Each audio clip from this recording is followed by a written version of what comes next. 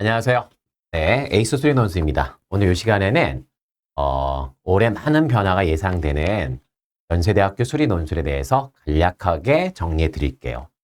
그다음에 아마도 그 자세한 문제 출제 경향의 변화나 이런 것들은 올해 실시했던 6월에 실시했던 모의 논술을 가지고서 자세히 다시 해설 강의를 올리면서 그때 설명을 해 드릴 겁니다. 오늘은 그냥 전반적인 개요 파악만 하는 걸로.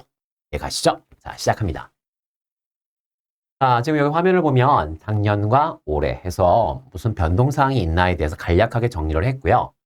작년에도 논술 100, 올해도 논술 100. 즉 뭐죠? 교과를 일절 반영하지 않는다는 얘기예요. 그냥 논술로 승부를 보겠다.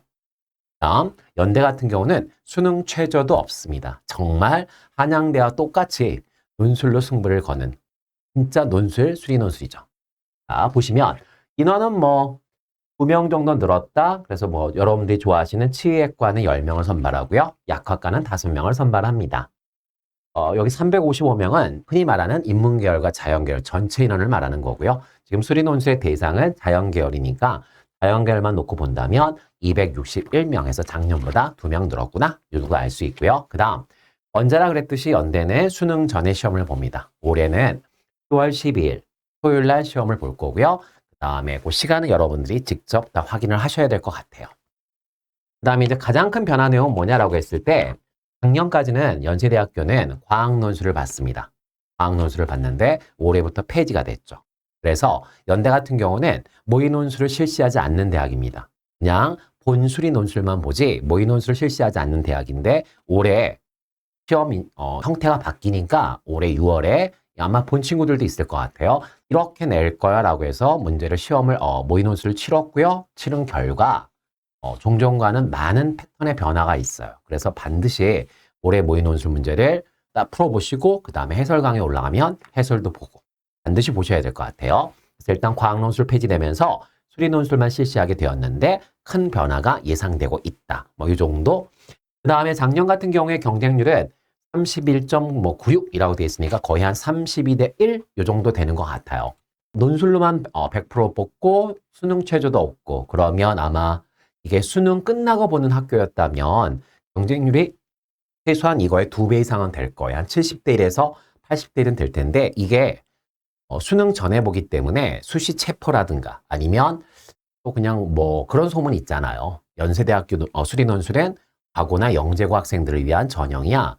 뭐 이러한 약간 좀 잘못된 그러한 인식들 그런 것 때문에 상대적으로 경쟁률은 좀 낮습니다. 사실은 이것도 많이 올라가 있는 거고요. 이게 이렇게 올라가 있는 이유는 여러분도 아시겠지만 여기 있는 치의학과하고 약학과 이 경쟁률이 거의 한 105대 1 정도 되거든요. 얘네 때문에 지금 이게 평균을 내다 보니까 올라와 있고요. 그럼 나머지 학과들은 어느 정도야라고 했을 때 보통 한 25대 1 정도 수준입니다. 그렇죠? 이 두 개의 학과는 100대 1이 넘어가는 그러한 경쟁률을 보이고 있고 그다음 나머지 학과는 그냥 무난하게 25대 1 정도의 경쟁률을 보이고 있다. 이렇게 정리하시면 될 것 같고 그 다음에 영재고나 과거 같은 경우는 사실은 전체 응시 인원의 한 3% 정도밖에 차지하지 않아요. 가령 연대 수리 논술을 1000명 정도가 응시한다라고 하면 한 30명 정도밖에 안 된다는 거죠. 예를 들면 그런데 실제로 최초 합격, 최초로 이제 연대가 합격자를 발표할 거 아니에요. 그때 보면 과거나 영재고 출신들이 거의 한 40% 정도 됩니다. 응시 인원은 전체의 3%인데 합격 인원은 거의 한 40%가 넘어가거든요. 그래서 진짜 과거하고 영재고를 위한 전형이구나 라고 생각하실지 모르지만 그렇지 않아요. 과거 친구들이 합격을 하고 영재고 친구들이 합격하고 나서도 다른 대학으로 넘어갑니다. 그러면 여기 자리가 비고 그걸 우리가 보통 뭐라고 얘기해요? 충원이라고 얘기하잖아요. 충원율이 과마다 달라요. 과마다 다르지만 가령 뭐 전기전자공학부 작년 같은 경우에 전기전자공학부는 충원율이 300%였어요. 이게 무슨 얘기냐면 30명을 뽑으면 예비번호 60번, 그러니까 시험 등수로 봤을 때 90등까지 합격을 했다는 거죠. 두 바퀴가 돌았다 뭐 이렇게 얘기를 하는 거거든요. 즉 합격은 했지만 실제로 과거나 영재고 친구들은 다른 선택을 한다는 거죠. 뭐 서울대라든가 아니면 뭐 카이스트라든가 이런 식으로 해서 자기 전공 살려서 다른 대학에 합격하면 그리 넘어간다는 얘기예요. 따라서 실제로 최종적으로 합격생 중에서 일반고 친구들이 차지하는 비율이 어느 정도 돼? 라고 얘기한다면 60에서 한 65% 정도는 되는 것 같아요.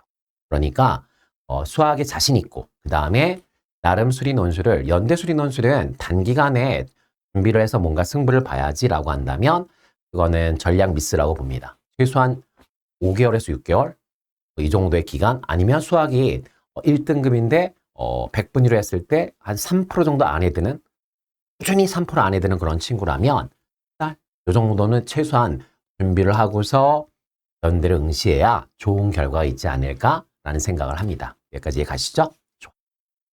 자, 그러면 다음 페이지로 가서 아까도 말씀드렸지만 수능 최저는 없습니다. 수능 최저는 없고요. 그 다음에 이제 요게 올해 모의 논술을 통해서 본 시험의 가장 큰 변화 중에 하나거든요. 보시면 단답형이 6문제가 나왔거든요. 말 그대로 답만 쓰는 거예요. 풀이 과정 필요 없습니다. 예전에 건국대학교가 단답형이랑 서술형을 섞어서 출제한 적이 있거든요. 그거랑 똑같은 거예요. 단답형이 6문항이고 배점은 40점이에요. 다음 그냥 수리 논술하면 여러분이 알고 있듯이 답안을 풀이 과정을 잘 작성하는 게 서술형인데 4문항 나왔고요. 60점입니다. 배점은 서술형이 당연히 크겠죠. 근데 연대는 지금까지 과학 논술과 같이 봤기 때문에 수학을 보통 2문제 내고 과학 쪽에서 2문제 이런 식으로 문제를 출제했었거든요. 근데 이제 과학 논술을 안 보면서 이렇게 이런 식으로 내겠어? 라고 지금 우리한테 가이드라인을 준 거죠. 그럼 여기서 우리가 어떤 생각을 할 수 있냐면 연대에서 발표한 그 논술 입시 요강을 보면 연대는 수리 논술을 통해서 뭐를 측정하고 싶냐면 사실 2가지를 측정하는 거였거든요. 첫 번째, 수학적 추론 능력, 그다음 플러스 이 2가지를 측정하는 게 수리 논술 시험이었단 말이죠. 그런데 여기서 지금 단답형이 지금 6문항이 들어왔다고 했을 때 이건 2가지의 의미가 있는 것 같아요. 첫 번째는 아무래도 대학 입장에서 채점을 할 때 굉장히 편하죠. 그럼요. 단답형은 답만 쓰면 되는 거니까 그냥 답만 맞으면 그냥 일단 배정된 점수를 다 받을 수 있다는 얘기예요. 그 채점의 용이성이 있고요. 2번째는 이 서술형 4문항은 전통적으로 연대에서 출제하던 미적분 문제가 나왔어요. 그렇다면 단답형 6문항은 확통 등등 이런 데서 출제가 됐다는 얘기죠. 그러면 여기 보시면 알겠지만 확통에서 예를 든다면 경우의 수를 어찌됐건 풀어내서 답을 맞추는 건 수학을 곧잘 하는 친구들한테는 어려운 일이 아닐 수도 있습니다. 하지만 그 과정을 논리적으로 표현하는 게 사실 굉장히 번잡해요. 여러분들이 그냥 풀고 있는 확률 통계의 그런 문제집들을 보면 이 경우의 수 이쪽은 풀이 과정이 굉장히 길어요. 논리적 표현 능력이거든요. 그래서 채점하는 사람도 힘들고 사실 수험생들도 문제를 풀긴 풀었는데 그걸 내가 어떻게 표현해야지? 특히나 여기 이하에서 공간 도형 같은 것도 역시 답안을 구성하기가 쉽지 않습니다. 그렇음에도 불구하고 답안을 구성해내는 게 많은 시간이 들고 또 사실 좀 어렵죠. 그래서 아마 내가 봤을 때는 수험생들의 그러한 부담을 줄일 겸 해서 어찌되었건 논리적 표현 능력은 전통적으로 연대에서 출제하고 있는 미적분을 통해서 이걸 통해서 확인을 할 것이고 나머지 수학의 전 범위에 걸쳐서 골고루 고른 실력을 가지고 있는지는 단답형 문제를 가지고 측정하겠다. 이러한 전략인 것 같아요. 여기까지 이해 가실까요? 좋습니다. 그 다음 여기 출제 범위 보시면 수학 교과 전 과목이라고 되어 있는데 이게 다른 대학교의 전 과목과 달라요. 무슨 뜻이냐면 연대를 제외한 중상위권에 있는 그런 많은 대학들은 전 과목이라고 하면 수학, 수학원, 수학2, 미적분, 확률통계, 기하 6과목이죠. 근데 연대는 그렇지 않습니다. 플러스 연대의 논술 요강에 보면 고등학교 수학에서 배우는 모든 수학이라고 되어 있어요.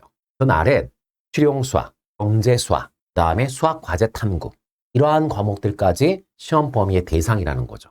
물론 거기서 진짜로 내느냐 안 내느냐 이런 거는 그 다음의 문제고요. 사실은 그냥 그 학생의 전반적인 수학적 능력을 테스트하고 싶다. 이게 일단 연세대 논술의 특징이고 그래서 연대 논술이 의치대 논술과 더불어서 가장 탑 클래스에 있는 가장 어려운 수리 논술이다 라고 지금까지 불려왔죠. 올해 이제 실시한 모의 논술을 본다면 조금 예전보다는 쉬워지는 게 아닌가. 어찌되었건 단답형이기 때문에 문제 푸는 능력이 좋은 친구들은 빠른 속도로 답을 낼 수 있고요. 그렇게 해서 일단 40점을 확보하고 그 다음에 미적분은 전통적으로 나오는 주제이고 수능 준비하면서 충분히 연습이 돼 있고 또 다른 대학에 뭐 또 원서를 넣는 친구도 있을 거 아니에요. 그러면 그 대학과도 많은 부분이 겹치기 때문에 미적분은 어찌되었건 답안을 작성하는 게 그렇게 확통이나 기하에 비해서 쉽거든요. 그래서 일단 그렇게 보시면 될 것 같아요. 보시면 될 것 같고 여기서 조금만 더 디테일하게 들어가 본다면 미적분은 그냥 모든 대학들이 물어보는 전통적인 주제 있죠. 최대, 최소, 그 다음에 적분 쪽에서는 치환적분과 부분적분, 그 다음에 뭐 넓이의 최대, 최소, 그 다음에 시간에 대한 변화율, 네, 흔히 말하는 미분 파트와 적번 파트의 활용편. 이해가시죠? 그쪽에서 전통적으로 출제가 되고 있습니다. 출제가 되고 있고, 뭐 여기는 뭐 그렇게 그냥 여러분들이 꾸준히 준비하신 대로 준비하시면 될 것 같고, 그 다음에 확통 같은 경우는 확통 크게 세 가지로 돼 있잖아요. 경우의 수, 그 다음에 확률, 그 다음에 통계. 그런데 연대 같은 경우는 어찌되었건 맨 1단원, 대단원 1이죠. 경우의 수, 뭐 순열과 조합 이런 거 쓰는 데 있잖아요. 중복조합 이런 거. 이쪽에 어찌되었건 더 방점이 찍혀 있습니다. 조금 더 설명을 해드린다면 그쪽에서 뭐 이렇게 어마무시하게 어려운 문제는 출제되지 않아요. 그래서 확통은 상대적으로 좀 가볍고 경우의 수 위주로 해서 잘 정리를 해 놓으시면 될 것 같다 라고 생각을 물론 전범위를 다 일단 준비하는 게 맞죠. 하지만 그래도 조금 더 강조를 하고 싶다면 대단원 1단원에 일단 포인트가 있고요. 그 다음에 기하 같은 경우는 세 파트잖아요. 크게 2차 곡선이 있고요. 공간 도형이 있고요. 벡터가 있습니다. 물론 평면 벡터가 되겠죠. 그러면 연대 같은 경우는 주로 2차 곡선은 자주 출제했어요. 그리고 2차 곡선은 수능 쉬운 4점, 3점 수준은 넘습니다. 수능으로 치면 쉬운 4점, 무난한 4점 수준의 2차 곡선 문제들이 나오거든요. 그래서 2차 곡선은 계산량도 좀 많아요. 계산량도 좀 많고 그 다음에 어찌되었건 네. 근데 아마 2차 곡선은 아까 처음에 말씀드렸듯이 단답형으로 출제될 가능성이 높거든요. 모의논술에서도 단답형으로 출제가 됐습니다. 따라서 쉬운 수능 4점 수준으로 일단 정리를 하는 게 옳지 않나. 반면에 공간 도형은 잘 출제가 안 되고 있고요. 그 다음에 벡터 같은 경우는 2차 곡선보다 조금 더 가볍게 출제합니다. 즉 교과서 중심으로 해서 내신 준비, 물론 내신도 까다로운 학교는 내신을 아주 어렵게 내겠지만 그냥 일반적으로 봤을 때 교과서에 나와 있는 연습 문제와 종합 문제를 그냥 잘 풀 수 있을 정도의 실력이면 답안지를 구성해 나가거나 문제를 푸는데 큰 지장은 없을 것 같아요. 그렇다고 해서 공간 도형을 아예 안 해도 된다는 얘기는 아니에요. 시간이 없으면 뭐 그건 어쩔 수 없겠지만 골고루 하되 여기에 방점을 두고 여기에 방점을 두겠다 이런 말씀을 드리는 거예요. 그 다음에 수원 같은 경우는 수능도 마찬가지지만 점화식과 관련된 문제, 점화식과 함수의 결합 이런 식의 문제들. 왜 그러냐면 이제 나중에 여러분들이 대학교에 가서 대학 수학을 배우시게 되면 함수의 극한 같은 걸 계산할 때 수열을 사용하거든요. 그건 나중에 대학 가서 배우시면 될 것 같고 점화식이 일단 어찌됐건 곧잘 나온다는 거 기억했으면 좋겠고 그 다음에 또 연대는 증명 VCO라고 하는 증명 문제를 해마다 출제합니다. 해마다 출제하는데 올해는 단답형 문제의 문항수가 늘었기 때문에 새로 도입됐기 때문에 증명 문제는 조금 줄어든 것 같기는 해요. 하지만 어찌되었건 증명하는 습관, 궁금하면 증명하려고 하는 적어도 교과서에 나오는 교과서와 관련된 증명은 충분히 연습을 해야 되지 않을까 싶고 이제 문제가 되는 건 고1에서 나오는 집합, 명제, 그다음에 절대부등식. 선생님 절대부등식이 뭐예요? 산술기하, 뭐 코시-슈발츠 부등식 이런 것들을 활용해서 문제를 접근하는 거. 연대 문제가 낯설다라고 많은 친구들이 얘기하는 그 이유는 제시문이나 상황 자체를 집합을 이용해서 많이 표현합니다. 고등학교 1학년 2학기 때 살짝 배운 집합, 가물가물한 집합 그 정도 가지고는 아마 문제를 해석하는 게 쉽지 않을 거예요. 쉽지 않기 때문에 이쪽은 좀 신경 써서 받을 필요가 있지 않을까. 이 정도 일단 이 시간은 이 정도만 말씀드리면 될 것 같아요. 이해 가시죠? 좋습니다. 자, 이제 마지막으로 그냥 출제 경향 및 대비라고 했을 때 지금까지는 어찌되었건 최고 난이도의 수리 논술 문제였어요. 예를 든다면 정수론이라고 있어요. 사실 중학교 때 살짝 배우고 고등학교에서는 거의 배우지 않죠. 약수와 배수 관계를 이용해서 뭔가 순서상의 개수를 찾아내는 거. 이게 대표적인 정수론이거든요. 정수론은 중학교 때 혹시 수학 경시나 이런 걸 준비한 친구들은 꽤 깊게 공부를 했을 거라고 봅니다. 고등학교 수학에서는 본격적으로 취급하진 않고요. 근데 어찌되었건 연대는 거의 매년 정수론이 베이스에 깔린 문제가 출제가 되거든요. 그랬었거든요. 근데 올해는 어찌되었건 시험의 변화가 크게 있기 때문에 난이도 측면에서 본다면 조금 떨어질 것 같기도 해요. 그 다음에 요 말씀은 드려야겠어요. 여기서 지금 6월 연대 논술을 보고서 풀만한데? 라고 생각할 수도 있을 것 같아요. 당연하죠. 풀만하죠. 문제는 뭐냐면 대학교에서 보는 모의 논술은 거의가 다 1학기에 실시합니다. 그럼 대학교에서 출제할 때 두 가지 이유 때문에 본 논술보다 쉽게 출제합니다. 첫 번째, 교과정이 완전히 끝나지 않은 상태거든요. 미적분 기말고사가 아직 끝나지 않은 상태에서 보기 때문에 우리 아이들이 미적분이 충분히 정리가 안 돼 있어라는 걸 감안하고서 출제를 해요. 이게 그래서 일단 모의 논술을 좀 쉽게 출제하는 첫 번째 이유고요. 두 번째 이유는 모의 논술을 너무 세게 출제해버리면 학생들이 지레짐작 겁을 먹고 그 학교에 응시하지 않습니다. 학교 입장에서는 손해죠. 그래서 일단 두 가지 이유 때문에 어찌되었건 모의 논술은 본 논술보다는 쉽게 출제되는 경향이 있다. 그래서 연대에서 요번에 본 모의 논술도 그렇게 바라보시는 게 맞는 것 같아요. 너무 쉬운 거 아니야? 라고 생각하시면 절대 안 될 것 같고요. 그 다음에 특히나 뭐 서술형 문제들은 쉽지 않았습니다. 쉽지 않았어요. 그 다음, 아까도 말씀드렸지만 수학의 전범위가 일단 출제 대상입니다. 따라서 아까 제가 몇 단원을 일단 포인트를 집어서 방점을 찍었지만 그럼에도 불구하고 처음에 말씀드렸듯이 연대에서 알고 싶은 건 얘 그냥 평상시의 수학 실력이에요. 어느 정도의 수학을 구사하는 아이인지가 궁금한 거거든요. 따라서 일단 짧은 단기간 내에 뭔가 준비해서 내가 한번 합격을 노려봐야겠어는 사실은 조금 위험한 전략이 아닌가라는 생각을 합니다. 모의 논술을 통해서 봤을 때 올해 논술은 문제 유형에 큰 변화가 있을 것 같아요. 이 말은 무슨 얘기냐면 연대 같은 경우는 논술의 변화가 있기 전에는 모의 논술을 안 보는 학교거든요. 그러면 연대는 어떻게 제가 준비를 해야 될까요? 라고 했을 때 일단 과거의 기출문제를 풀 수밖에 없는데 이 말이 중요하죠. 바뀐 논술 유형에 맞춰서 이제는 문제를 좀 골라서 여러분의 논술을 담당하고 있는 선생님들이나 학교 선생님들께서 도와주시겠죠. 도와주실 텐데 모든 연대 기출문제를 내가 다 풀 거야 라고 하는 건 내가 봤을 때 시간상으로나 아니면은 효과 면에서도 그냥 그렇게 좋은 전략은 아닌 것 같고요. 부탁을 드리거나 아니면 뭐 논술 좀 수업 특강이나 이런 걸 듣고 있는 친구들은 일단 어찌되었건 선생님들께서 끌어나가는 방향으로 그냥 잘 쫓아가시면 될 것 같은데 다 풀려고 하지 말고 계속해서 논술이 조금씩 변해왔거든요. 그 출제경에 맞춰서 문제를 선별해서 푸는 게 좋지 않을까 하는 생각을 합니다. 그다음에 이건 처음에도 말씀드렸지만 네, 뭐 가끔씩 이제 뭐 아는 원장님들이나 이런 데서 이제 수리 논술 같은 거 할 때 이제 뭐 제가 뭐 본 적도 있고 그다음에 거기서 연사로 올라간 적도 있고 그래서 막 보시면 또 이게 지금 이렇습니다라고 해서 막 퍼센테이지를 계속 강조하시는 분이 되게 많은데 저는 그게 의미 없다고 생각해요.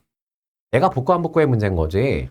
처음에 말씀드렸지만 영재고 애들이 3%가 응시해서 40% 붙는다. 그게 저하고 무슨 상관이 있어요. 내가 붙냐 안 붙냐가 중요한 거지. 최종적으로 합격자들 중에는 일반고가 65% 정도 된다. 그러니까 쫄지 말고 준비해서 합격을 하면 되지 않겠냐. 이게 저의 결론인 거죠. 아울러 선생님 저는 연대 수리 논술을 응시할 수 있을까라고 해서 이제 댓글로 다 그렇게 물어보시는데 제가 다른 영상에서도 학생을 내가 모르고 학생의 수학 서술 유형 모르는 상태에서 제가 쓸 수 있다 없다는 얘기는 절대 못해요. 절대 못하는 거거든요. 못하는 거고 그거는 여러분을 직접 지도하고 있는 선생님한테 물어보는 게 맞습니다. 맞는데 그럼에도 불구하고 저한테 만약 물어본다면 연대 수리 논술을 준비하려면 일단 2등급 정도는 당연히 나와야 될 것 같아요. 원래 연대 정시로 가려면 1등급 나와야죠. 그런데 사실은 이게 논술이기 때문에 논리적 표현 능력에서 엄청나게 편차들이 있거든요. 그걸 통해서 뒤집어질 수도 있거든요.